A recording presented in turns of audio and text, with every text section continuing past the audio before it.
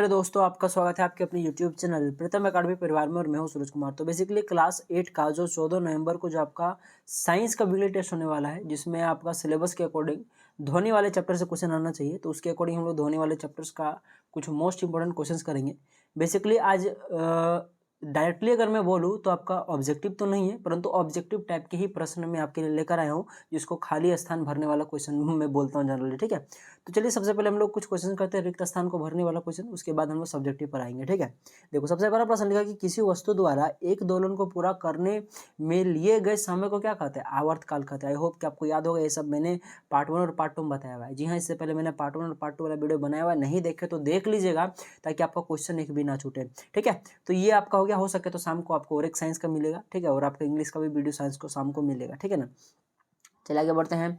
प्रबलता कंपन के डैश से निर्धारित की जाती है। जो प्रबलता होती है, ध्वनि की जो प्रबलता होती है, वो कंपन के आयाम पर निर्भर करती है। ठीक है ना, तो इसलिए आपके पास क्या हो जाएगा? आयाम हो जाएगा इसके पास।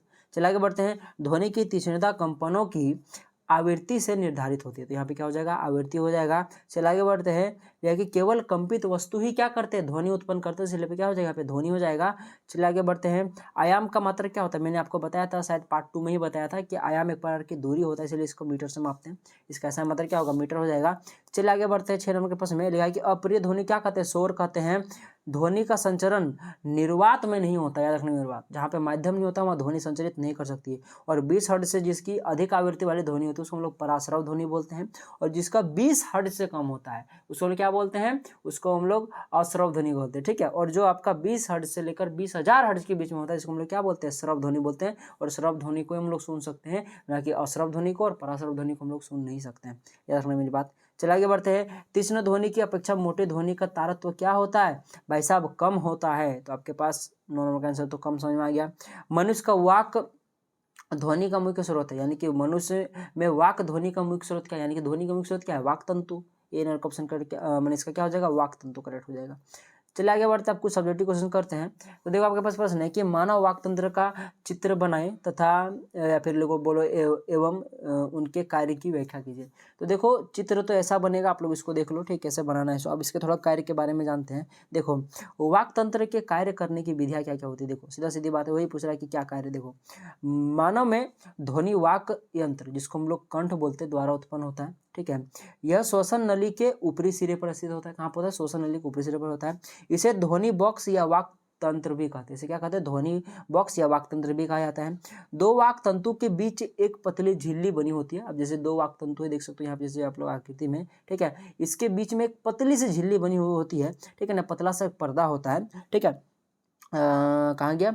पतली सी झिल्ली उत्पन्न, झिल्ली ऊपर तरफ है। ठीक है, पतली सी अच्छा झिल्ली बनी होती है। ठीक है, जिसे हम लोग, जिससे क्या होता है कि वायु निकलती है, जिससे क्या होता है? वायु ऊपर नीचे निकलती है। ठीक है, चलिए आगे बढ़ते हैं। जब फेफड़े बलपूर्वक वायु को झिरी से बाहर, झिल्ली यहाँ पे झिल्ली होगा। ठीक है, जब फेफड़ा क्या करता है? फेफड़ा ही तो हमारे फेफड़ा क्या करता है? बाहर से हमारे अंदर ऑक्सीजन को, लोग को सांस को अंदर लेता है। तो फेफड़ा द्वारा क्या होता है कि जब बलपूर्वक उस पतली झिल्ली से, ठीक है ना, जब क्या करते हैं? हवा को निकालता है, तो क्या होता है? वाक तंतु कंपित हो जाता है। और वाक तंतु के कंपन होने से क्या निकलता है? ध्वनि निकलता है, क्योंकि कंपन चीजों से ही ध्वनि निकलती है। ठीक है, और वाक तंतु तने एवं ढीली स्थिति में अलग ध्वनि उत्पन्न करते हैं। अब जैसे वाक तंतु अगर तना हुआ है, अगर ढीला है, तो सबका अलग अलग ध्वनि उत्पन्न होगा।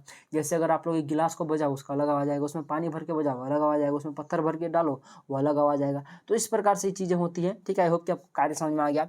अब चलिए और एक प्रश्न जो कि बहुत इंपॉर्टेंट प्रश्न होता है, ठीक है, जो अक्सर आपको पूछा जाता है। ठीक है, कॉम्पिटिटिव एग्जाम में भी पूछा जाता है। ठीक है, और यह ऑब्जेक्टिव में भी आ सकता है। देखिएगा कि आकाश में तड़ित तथा मेघ गर्जन की घटना एक समय पर तथा हमसे समान दूरी पर घटित होती है। यानी मान लो कि आप यहाँ पर खड़े हो और यहाँ पे कहीं पे आपका क्या हो रहा है कि लाइटनिंग यानी कि गरज रहा है।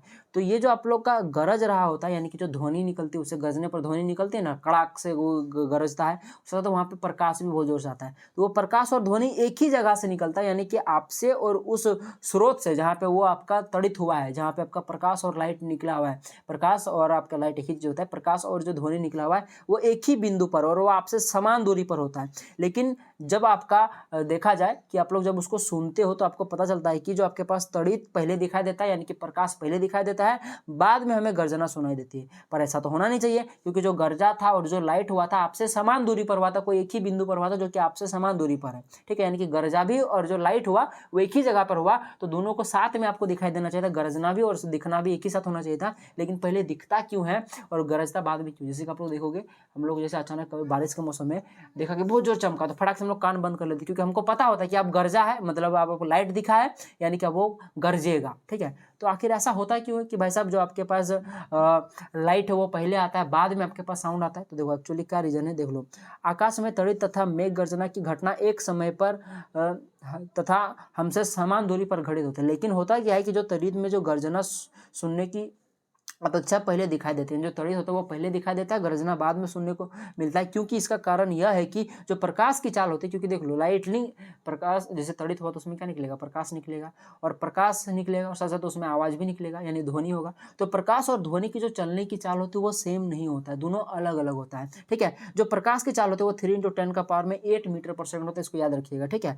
जबकि जो ध्वनि की चाल होता है वो मोटे 330 मीटर पर सेकंड होता है, जो कि ध्वनि की चाल जो होता है प्रकाश की अपेक्षा में काफी कम है, जिस कारण से ध्वनि क्या होता है पीछे रह जाता है, और जो आपके पास प्रकाश है वो आगे चला जाता है और हमें प्रकाश पहले दिखाई देता है। जैसे आप और आपका दोस्त में मान लो कि आप बहुत तेज दौड़ते हो, तो ये फिक्स है कि रेस में आप ही जीतोगे। तो यहाँ पे बस बात यहीं पे हो गया कि जो आपके पास प्रकाश है उसका जो स्पीड है वो बहुत ही ज्यादा है, किससे, ध्वनि से। इस कारण से पहले क्या आता है कि प्रकाश हमें दिखाई देता है, बाद में हमें क्या देता है, उसकी गर्जना वो सुनाई पड़ती है। तो यही रीजन है। तो आई होप कि आपको याद रखोगे। यानी एक कंपित वस्तु 5 सेकंड में 50 बार कंपन करती है, तो उसका आवर्तकाल तथा आवृत्ति निकालना है। क्या क्या निकालने वाला है, आवर्तकाल और आवृत्ति। तो सबसे पहले बात बता, आवर्तकाल क्या होता है। तो भाई साहब एक कंपन करने में जितना समय लगता है वो उसका आवर्तकाल निकलता है, ठीक है। तो देखो, तो आवर्तकाल कैसे निकलेगा, देखो हमको पता है कि 50 कंपन करने में कितना समय लग रहा है, 5 सेकंड लग रहा है। तो एक कंपन करने में कितना लगेगा, जाहिर सी बात है 5/50 सेकंड लगेगा, यानी कि 5/50 सेकंड मतलब 5 के 5, 5 10 50, यानी कि 1/10, जिसको हम लोग 0.1 सेकंड बोलेंगे, यानी आवर्तकाल कितना निकल गया, 0.1 सेकंड। अभी हमको आवृत्ति निकालना, तो आवृत्ति क्या होता है, जिस प्रकार से आवर्तकाल में क्या होता है कि 1 सेकंड वो कितना मैंने उसको एक कंपन करने में कितना समय लगा, उसका आवर्तकाल होता है। लेकिन जो आवृत्ति तो उसमें क्या होता है कि 1 सेकंड वो कितनी बार वो कंपन किया, वो उसका क्या होता है, आवृत्ति होता है। तो हम लोग वही चीज निकालेंगे कि देखो 5 सेकंड में होने वाले कंपन की संख्या 50 है, तो 1 सेकंड में कितना हो जाए, ऐसी बात है 50/5 होगा, ठीक है। तो यानी कि 5 के 5, 5 10 से 50, यानी कि 10 निकल गया, यानी कि 1 सेकंड में कितना बार कंपन होगा, 10। तो इसकी आवृत्ति कितनी होगी, 10 हर्ट्ज होगी। क्योंकि आवृत्ति का मतलब हर्ट्ज है, इसलिए 10 हर्ट्ज लिखना जरूरी है, और आवर्तकाल का मतलब सेकंड है, तो इसलिए आपको 0.1 सेकंड लिखना जरूरी है, ठीक है। बस सेम क्वेश्चन था, बस आपको एक बार क्या करना, 5 को 50 से भागा देना था आवर्तकाल के केस में, और 50 को एक बार 5 से भागा देना था आवृत्ति के केस में, ठीक है। तो इस प्रकार से कुछ most important subjective objective question कर लिया। अगर कोई भी डाउट होगा तो क्वेश्चन जरूर कीजिएगा कमेंट बॉक्स में, हम लोग ज्यादा से ज्यादा आपके कमेंट का जवाब देने की कोशिश करते हैं। और वैसे सब्सक्राइब जरूर कीजिएगा, क्योंकि सब्सक्राइब करने में आपको कुछ भी नहीं लगता, पर हमें उससे बहुत ज्यादा मोटिवेशन मिलता है। तो चलिए मिलेंगे अगले वीडियो में, तब तक के लिए जय हिंद, जय भारत, आपका दिन शुभ हो।